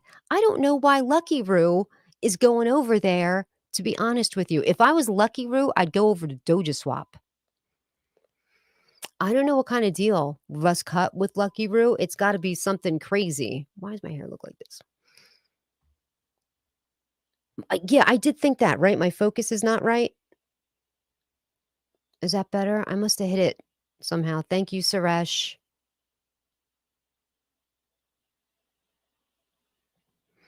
It's getting better. Ridge on now. Yeah, I saw Wag Me. You know, that's Scott Herman. I think Scott Herman had something to do with it. Scott Herman told us weeks ago about Wag Me. So, um, thank you, Suresh. I do appreciate you. Uh, what's this person say? Wait, yes, scan cocaine is hell of drug. Ruz knows this well. Um, because they launched in a swap on an app and not a browser, which never been done. Okay. Thanks, Suresh. 0 brain cells. Hmm. I don't know if Peter is being aggressive towards me or if he's agreeing with me because that's I don't know if he typed that super fast, but let me try to. How many projects am I in, Gary? Many, many, many projects. I'm almost in too many projects. I'm almost embarrassed to admit how many I'm in. Um, if I had to guess, I would say about 30. 30. But like my big investments would be, of course, Ethereum, Bitcoin, Crypto.com's native token, um, Terrarium, Shinja, XRP, Dogecoin, only because that's like, I feel like Doge and Shiba and Elon, they're like, I don't know why I hold them, but I just do. We'll have to see if good stuff comes from Shiba. He's definitely being aggressive. Just showing love. Okay, Peter. Okay. Gary says, I know, that's why I'm sticking to 10 myself. But what I like to do is I love crypto.com. It's my favorite exchange. So they give you rewards every day. If you check in every day, you get a diamond and you can store the diamond. And if you buy a purchase of 20 bucks or more, you get 5 diamonds. So every day I go on there and I either add to my crypto.com position or I'll look to see what's in the biggest loser thing because everybody can have a bad day. So if I look to see what's on the biggest loser, because I like to buy the red candle days, I get into stuff that, let's say a project is down 30% that day, it's probably going to bounce up pretty quickly the next couple of days. Unless there's like dramatic news where it's failing or something. But usually you can get into good things like that. So I'll buy a certain position there, I'll make my profits, and then I'll just leave the rest of it just as like a moon bag to see where I'm going from there. So I have like a lot of things on crypto.com that are like that. Yeah, it's been disappointing, but you know what? I feel like the entire market thus far has been disappointing. I really thought Harmony One would have bounced back faster. Look what happened with Jasmy. Oh my gosh. Like Jasmy, I started buying in Jasmy when it was at 8 cents. It got down to a penny. So of course, I realized that, it's a Japanese token and there's like massive price manipulation going on with the Jasmy coin right now. So I was like, damn, so I bought a boatload of it when it was at a penny because it was the smart thing to do. It was the right thing to do. And it ran all the way up to 4 cents. So I took some profits when it got up to 4 cents. And now I think it's back down to 3 cents. But either way, I'm fine with that. But, the thing is, it's hard to keep track of all the different investments that you're in when you're in so many. Like you've got to, that's why I like things like Terrarium that I have my money in there and I don't even want to look at it because I just don't have time to pay attention to it. Is there anything else that you guys want to take a look at? Let's pull up the chart. Oh, let's look at the Archie Nico. So you guys, I am into Archie Nico, and this is such a great project because the pre-sale wallets are locked for 6 months. Now we all know whenever we're into a project, the main problem with it is that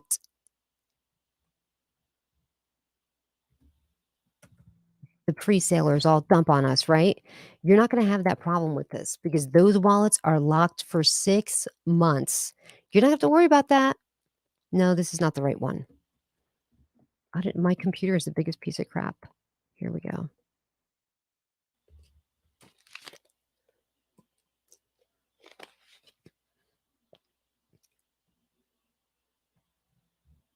You guys look at that. Tell me that's not beautiful. You guys look at that. Look at that chart. If there was pre-salers going on in there, that would be way down by now. But because those pre-sale wallets are locked, we don't got that problem with Archie Nico. I mean, look at it. Geez. Look at all those buys. Yep. I know. I mean, it's crazy. This thing is just, it's going to break out. And when it does, you know what? Here's the sad story about Archie Nico. The sad story about Archie Nico is that it launched the same day as SaitaRealty. It launched the same day as SaitaRealty. So any attention that any other token might have gotten that day, they lost because of SaitaRealty. It sucked up all the air in the room. That's all anybody was talking about was SaitaRealty and how bad of a launch that was. And, meanwhile, Archie Nico just kind of launched and took off. Let me catch up on the things here. Hey, on the Crow DeFi wallet, you can stake Crow coin for like 12% APY. Yep, totally do it. Haha, Saitama is not a billion-dollar investment firm. It's an LLC being run by bad investors. But Steve the Canadian, I do have to say this. At one time, the market cap was over $1 billion. So at least he did get to say, I'm in charge of $1 billion cryptocurrency. Crypto Sniper Gad Archinico. Yeah, that's right, and they have their own DApp coming soon. Um, yes, CoinViewCap, 6 months of locked presale wallets. How beautiful is that? Look at that chart, come on. Yeah, they are launching their DApp soon. So we're going to be able to do staking on Archie Nico. We're going to be able to do yield farming with Archie Nico. They're going to launch that Lucky Strike, which is kind of like the lottery thing, which is going to help us burn tokens. And then whoever wins the lottery is going to win a ton of money. We're not exactly sure how that's going to work yet. You do have to be a holder of Archie Nico to participate. So just saying, might be a good time for you guys to get in. Although this is not financial advice, but I when I heard I tell you guys all the time, I'm every day people are reaching out to me saying, "Hey, we'd like you to make a video for our cryptocurrency, our token, our coin." And I get a lot of offers. I rarely ever take them because I just half the people that reach out, I don't trust them. You know, sometimes the project is so bad that I have to make a video about how bad that token is. I did it I can't remember the last one I did, but I showed you guys how the images that were used for the developers were from Google image search. Like they're used in magazines and all over the place that these were not real people. Remember I showed you how to do that? And I was looking into this cryptocurrency and I'm like, I really like this. Like this guy, I was listening to him in one of the Twitter spaces and he just sounds like how could you not be believing him? Like there's some people that like, oh, it sounds too good to be true, so it probably is. Well, I mean, here we are a couple of weeks later and it's still going strong. Like look at all those buys, right? Look at all of those buys. When's the last time that you saw a token with all of that green? Seriously. And that's because of the presale wallets being locked. No one's going to dump on you.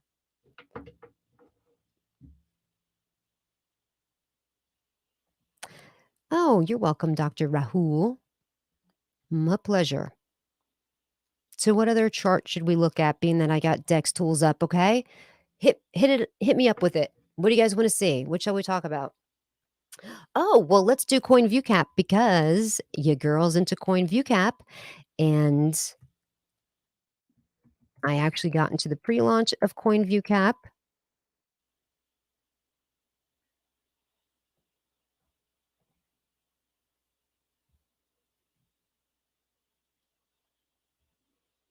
To take some profits. I hate to tell you, but I had to, right? Because everybody had to. You should take profits where you need to. And this was a good place to reload. And look what happened today. It bumped up. What are we up today? 43%. At one point, it was up over 50%. Now, people were, oh, my camera again sucks. People were surmising that the reason that the price was going down precipitously was because there was a problem with the liquidity and the lock was only good for a certain amount of days and people were worried that the dev was going to take off with the liquidity once it unlocked like tomorrow and they were there was a little bit of fud and so the guy's like I can't lock it until this thing happens, like I got to wait for this thing to happen and then I'll relock it, like chill out.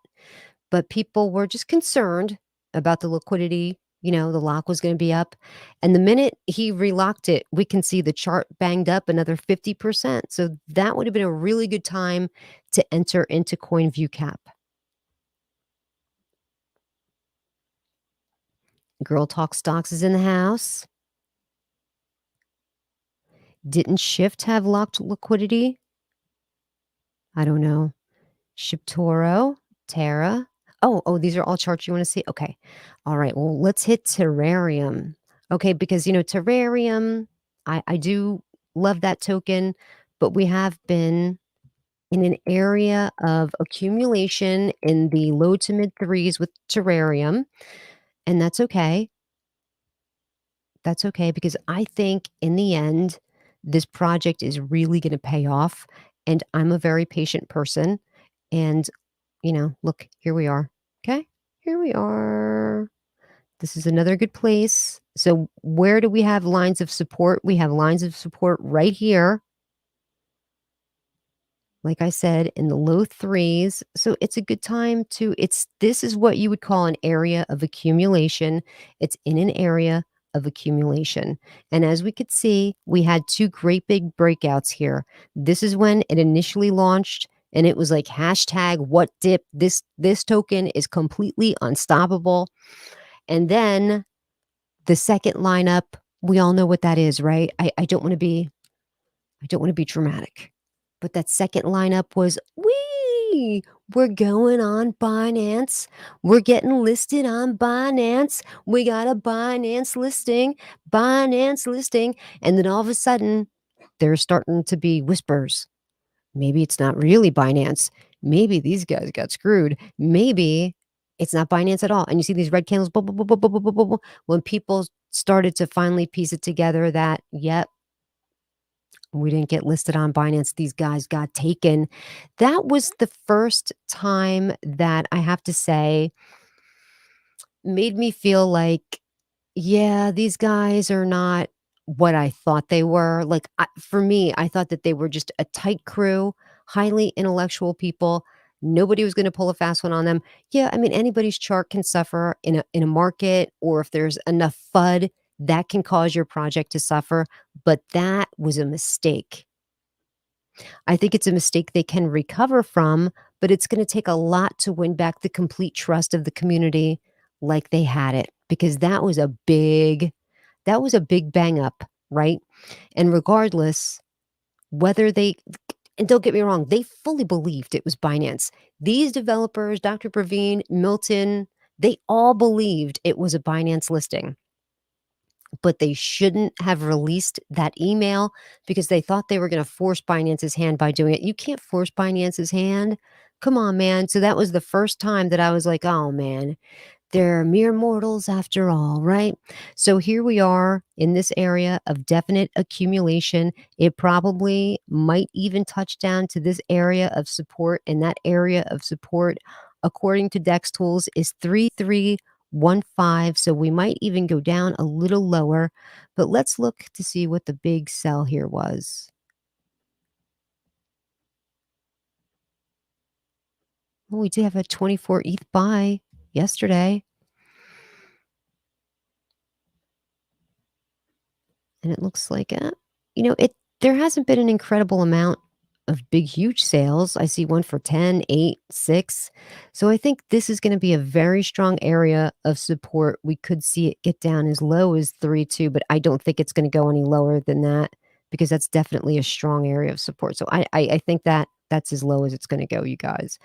So this is, someplace that, look, I was even thinking of starting like a Bitmart, because when you ask people, because I've had people say to me, I can't afford to trade on MetaMask. Do you think you could do like a trading club, but like on an exchange? So I think, being that Terrarium is on Bitmart, I might do a trading club where we start with, how some people start their wallets like with 10,000 or 100,000, and then like in a year they're going to have that 100,000 turn into 1 million.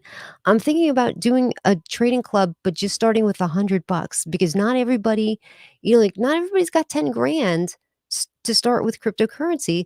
And I think if we could pull people in with just a little bit of money and show them how they can grow wealth off of just like a smaller investment, I think it could be helpful. What do you guys think? Do you think I'm too optimistic? Because with you guys, I don't know if you pay attention to the things that are on Bitmart. There are so many swings with Impact XP. There's so many swings with Terrarium. Um, Shinja, there's been a lot of swing trades lately available there. Like I'm pretty confident that if I'm focused on it, because all day I try not to look at cryptocurrency, but if I had to do it, like if I was assisting people, helping people like in a trading club, I would be on it 24/7. I would have all of the alarms set on my phone. Right now I have it muted. I don't want to look at it all day, but I would set it to that. And, with Bitmart, we have that ability to do limit trades, market and limit trades, where if you're just buying on, Uniswap, you got to take what you got, right? You can't set a limit order. I'm sorry, I'm behind. I'm over here BSing. Nobody wants to hear me. Sherry says, that sounds great. Archie Nico is the best. Yep. I wonder what exchange Archie Nico is going to be on first. Gas fees are crazy too. Yeah, that's what I'm saying. People don't have that kind of money. Yep. So, I mean, yeah. Does anybody else want to see Shibnobi? There's too many people aping in and out of coins right now. Once market green, the strong meme coins will go parabolic. Right now, most on life support. Shibnobi. Is this a Shibnobi person or is this one of the devs? Let's pull up the Shibnobi chart because, there's a lot to be said there. What happened to Shibnobi? And as you guys know, my friend Teddy Ganja, he actually works there now. I don't know his exact title. I think it might be a technology officer. I'm not exactly sure, but he definitely works there now. And I'm so proud of him. But I have to say, Teddy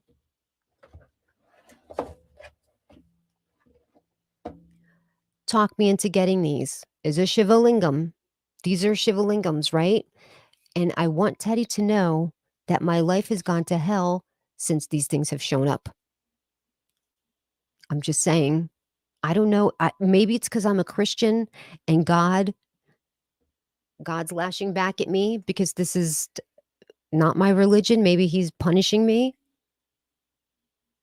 because Teddy said these are supposed to bring in positivity, that it's quartz stone and it's supposed to bring in positivity.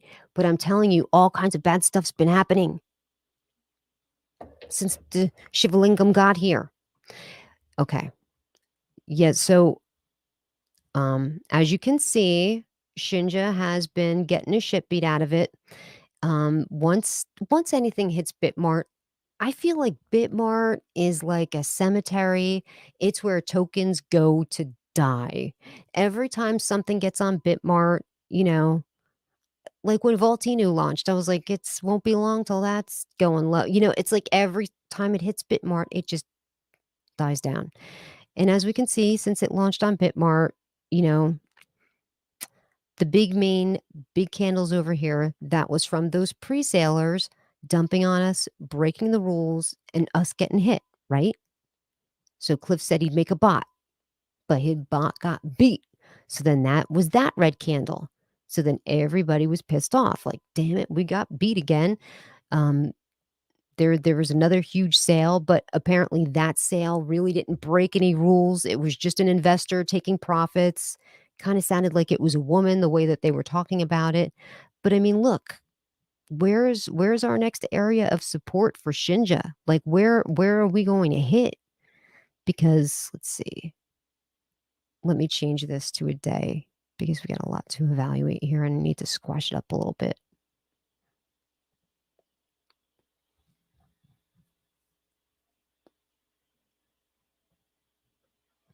I would say, like, as we can see, right about there, that's going to be our big area of support, which is the high threes, low fours.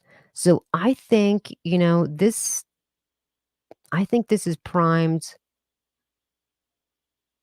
could be primed for a real breakout here, right? Because it's going to touch off that area of support. It could happen, but so we know that there was some hiccups with Shibnobi. What's up, Mr. Cryptic? Thank you for coming by. Shinja needs to burn zeros. Shinja needs more than that. Oh, hold on, Panther Man. Get rid of those bad luck rocks. Green rocks are good luck. Oh, wait. Are these bad luck rocks? No, wait. No. Listen, let me get rid of this comment. Hold on. How do I do it?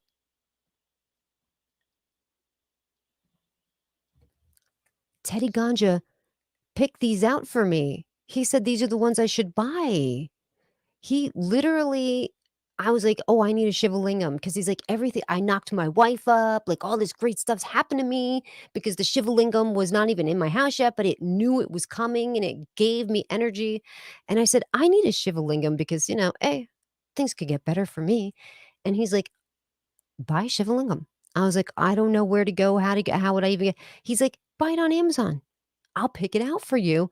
So he sent me a link for this Shivalingam, and I bought Shivalingam. Shivalingam took like a year to get, not a year, a month to get here. I was anxiously anticipating the arrival of the Shivalingam. Shivalingam got here. I so gently and tenderly opened the package and took Shivalingam out, and it's been not good luck. I don't know what to say. But now you're telling me they got to be green? Thank you, Gary. Yes, everybody, please hit the like button. I would appreciate that. Esma Smith says, Archinico looks great. Do they only accept ETH? Having trouble buying Uniswap on Coinbase wallet. Really? I bought mine on Uniswap.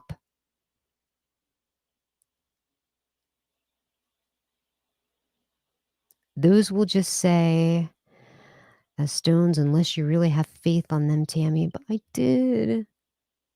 Panther Man says he's going to look it up. Okay, so I think that, we're poised for a breakout here with Shinja. There was an issue with wallets and missing tokens. So everybody started freaking out because they're like, dude, why? My tokens are missing out of my wallet. How is that happening? How is it even possible? There's no record of it even on Etherscan. How can tokens just disappear? So Cliff is trying to do all kinds of things to try to get the token price up because right now it's disastrous. Disastrous. And so he's coming up with all these ideas. He opened up the liquidity and he's taken $4 million. He's going to do buybacks and burns worth of $4 million. And I'm like, wait a minute. How do you get your liquidity if your liquidity is locked? Right? Like, I thought that was the point, that if you locked your liquidity, it was locked unless their lock became unlocked and he was able to take it. And then I don't know. I don't know. And then he thought he would do an extra favor to the community by turning on burns to the dead wallet. And somehow that wound up doing something with the smart contract. And I listened to Teddy Ganja's video. The way that he explained it was like so. Like, it turned on a little bit of a hyper burn. So the dead wallet went from like 47% to 49%. It like bounced up 2% in like a short amount of time, which is unheard of.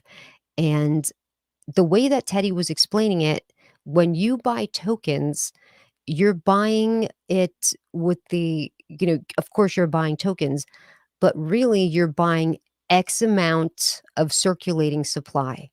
That's how that's configured.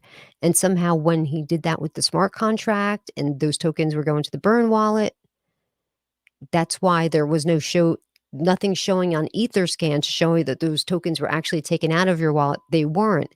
You just still hold X amount of the current supply of the token. There's no price difference. There's only a token difference because you still hold the same exact thing. Even though your token amount is less, the price is still the same. If I explain that properly, I hope I did. It's all mental. If you truly believe something and focus your energy, it will speak itself into existence. No rock will bring you blessings. Man, I spent $60 on Shivalingam. What are you talking about? That all I had to do was wish it into existence? So I should start being more positive, you think, with the Shivalingams? You work. You work. Oh, my life is great. Thank you. Okay, I'm going to keep, maybe I have to put them somewhere. Like, maybe I have to set them on top of my desk because so far I've kind of like put them to the side. Maybe I have to like display them somehow. But Teddy's got one big Shivalingam. This is two. Maybe I should give one Shivalingam to somebody. Would that help? Like, if I try to spread love, maybe? Shibnobi says, people lost tokens, but value remained the same. So when people recover the lost tokens that were taken out of the circulation, they will actually have more value at the same price this time. Did I explain it right, though? Panther Man. Okay. So that's the deal here.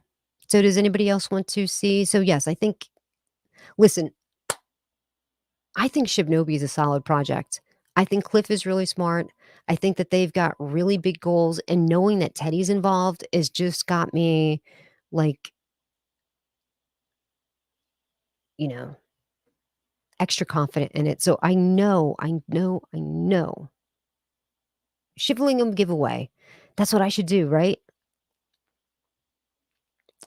Hey, Sherry, did you reach out to the token, the Lacrose's Capital people to get your free tokens? And I don't even remember who the other people were that were the giveaways. Yes. I'm going to do a Shivalingam giveaway. That's what I'm going to do. I'm going to give this one away. Or maybe this one. Oh, came with some kind of necklace too. Hold on. It actually came with some kind of necklaces too. These necklaces. So maybe I'll give these away too, because I maybe that's what, maybe it was a package thing. Maybe I was supposed to take all of this out and kind of like set it up, but I felt weird about it because Jesus is my boyfriend, and I don't want him to feel like I'm two-timing him. You know what I'm saying? Look, I don't know. Is this a betrayal to Christianity that I even have the Shivalingam here? I don't know. Look, I should probably ask my aunt because she knows all the rules. I'm probably breaking all the rules. I'm a bad Christian.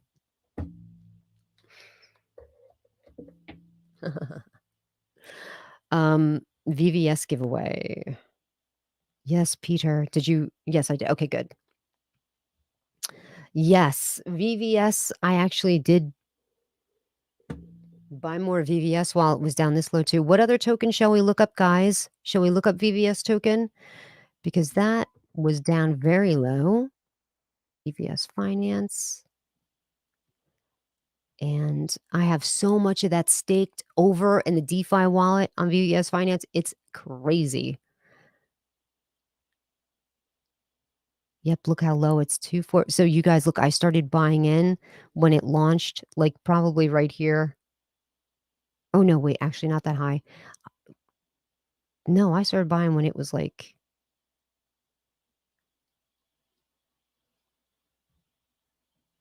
right now to buy 1,000,000 VVS tokens, it's $24. And I started buying VVS token when it was, I think like $80 a million. So this whole time I'd been averaging down, but that's okay because I averaged down. So I'm probably like at break even point at this time. Let's go to crypto.com because I would say that really is Chronos. That really is my biggest holding at this point.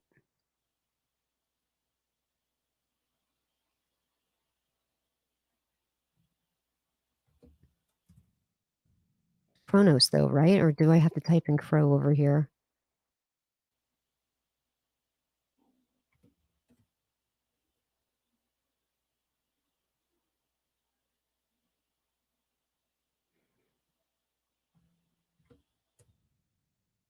Try it one more time under Chronos.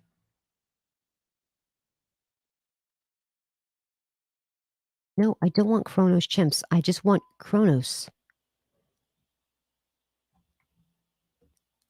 I'll try Crow again, but technically that's not the name of it anymore.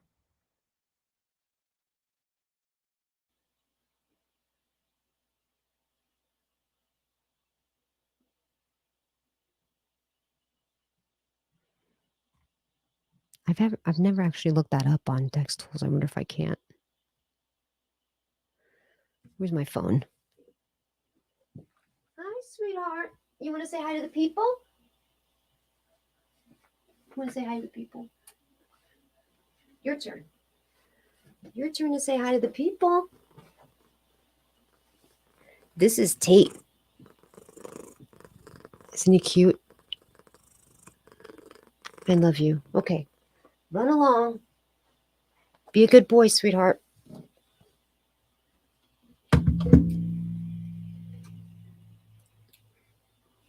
My phone is blowing up, you guys. I have no idea.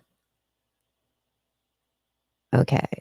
Well, there's one way to check the price of Chronos, and that is to just launch crypto.com. Come on, get my face.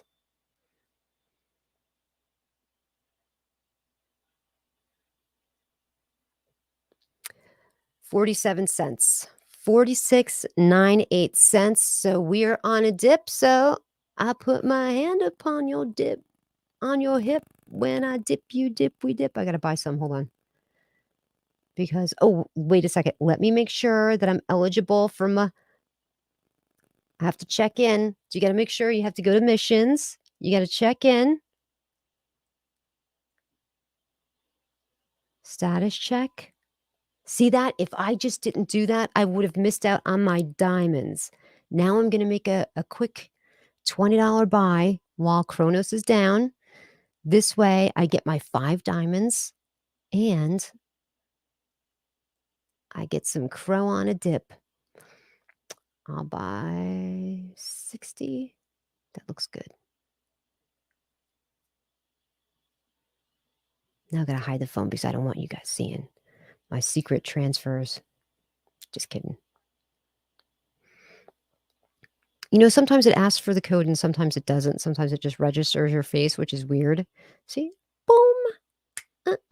So now I can tap anywhere to continue. Now I go back to missions and see I get 5 diamonds. So I go to 5 diamonds and that's 5 diamonds stored, right? And now I have 175 diamonds. You know what that means? It means I think it's 25 diamonds per box. So now I have like 7 boxes to unwrap. But I'm going to wait until the value of crow goes higher because it's always crow. And why would I unwrap crow at 40 cents when I can unwrap crow at 80? Know what I'm saying? Okay, I shouldn't have just shut my phone because I actually want to show you. Are you guys I do want to show you my DeFi wallet too, because I do have a lot brewing over there. I know what you're saying about the 12% APY, and I do have a lot of that staked. I do have a lot of it staked, but I also have a lot of it in the farms and stuff on VVS Finance. So let me pull it up over here. Now, originally, when I went into these farms, the APY was significantly higher, but obviously the more people that get in it, the lower the APY comes down. So that stinks. We'll go to earn, farms.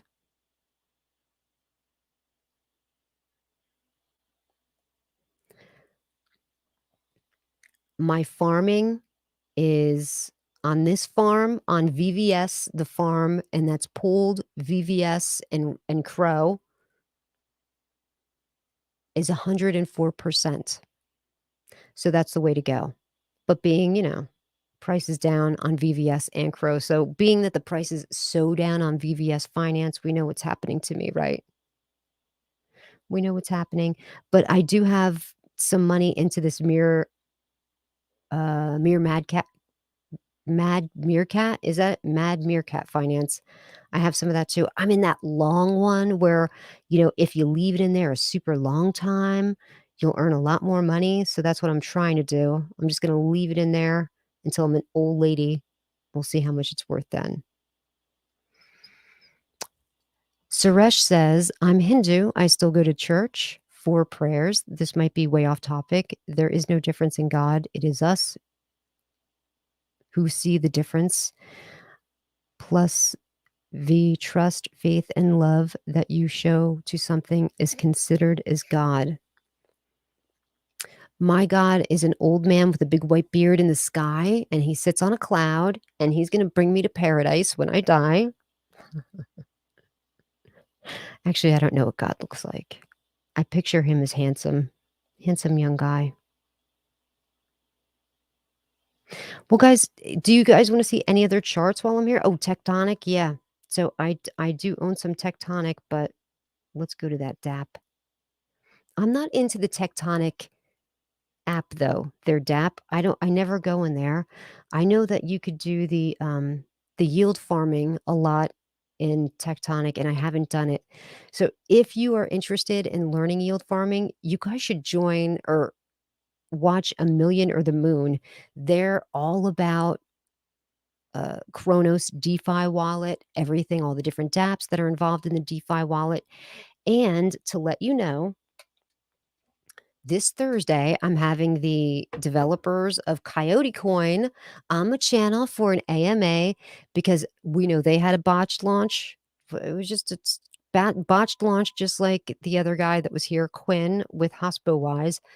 But they actually fixed their liquidity by taking it out of the developer wallet. So they're going to be launching technically the V2 of their token. We don't know when that's going to happen. I think they're going to wind up doing a stealth launch like they did last time. So they're going to be up here on Thursday. And then Saturday, we're going to have the people from Hex. We're going to learn about Hex. This whole place is going to be filled with Hexicans. So if you want to learn about Hex, because I know I do. My friend Sandstorm says he's got like $1,000 in there. He's like, I'm going to be a millionaire in 15 years. I'm like, come on. How are you going to be a millionaire off $1,000? And he's like, it's possible. You don't even know. It's amazing. And I'm like, it sounds a little Bernie Madoff-y. Are you sure? And he assured me that it's going to be worth a lot of money, like a lot of money. So hopefully, but it's like a thing where you have to stake it for 15 years. You can't get to it. It's in there. It's tucked away. So if you do get involved with Hex, make sure it's money that you absolutely 1,000,000% do not need, that it's got to sit in there the complete 15 years. So you guys are all doing the farming on Tectonic? So that's what it looks old school, right? Like it looks like an old, like 80s arcade game. I don't understand how you even do anything in there. I'd have to really sit down and look at it. But yeah, in my VVS Chronos, I'm at impermanent loss right now because VVS Finance is significantly lower than crypto.com. But we know that Single Finance is up and running and they have their leveraged yield farming going right now. It's on their beta version. So I'm waiting for the alpha version to launch because I try to do leveraged yield farming over there. They have that one click system where you don't have to do anything. You just put how much money you want to put in there. You just click a button. You put, okay, I want to be leveraged. It's anywhere from, I think, 2 to 3. I pick 3 times leveraged. And then their AI, their little capital protection bot, takes care of everything, protects 90% of your capital. So let's say I put in $200 and I leave it in there for a few weeks and I say, okay, at the end of the 3 weeks, I want to take my money out. It protects enough of your capital to give you a little bit, well, hopefully. If not, if stuff goes sideways, it's going to protect at least 90% of your capital. Queen, all stones store energy. It needs a recharge. Run it under fresh water and put it in the sunshine for a few hours. It should recharge and clear its residual energy out. They absorb your vibes. Really? So if I'm sitting here being negative and upset, that's going to leach off into my Shivalingam? Man, why didn't this come with a set of instructions? You know what I'm saying? Like, that should have been in an instruction booklet. How am I supposed to know that? Thank you, Esmus. That's what I'm gonna do. I am gonna clean these, and I am gonna try to be more positive around them because I do admit that sometimes I do get very negative, and maybe they do soak that up, I don't know. So I will try to be super positive. Everything's going to be okay. Everything's going to be okay for Quinn and HospoWise. He's going to fix everything. He's going to get help from Gabe over at Brew. Now I can't remember the name of that thing again. Be good, honey. All right, guys, I got to go. My one cat is going to attack the other cats. I really appreciate you guys so much for joining me. It really means a lot. I got 37 people watching, and I love each and every one of you. Sherry, my girl, she's here for all my live streams. I don't know why. Sherry, I really appreciate you. And that's going to do it here for me today. Thank you to the people at Archie Nico who keep bringing the love to this community. I really, really appreciate you. And as you can see, I have my little Archie Nico banner up there, but they might actually be running a space in a little bit, so I might pop on over there. Thank you very much for joining me. And until next time, remember, try to only buy on those red candles, and please take care of yourself. May God bless you. In God you believe.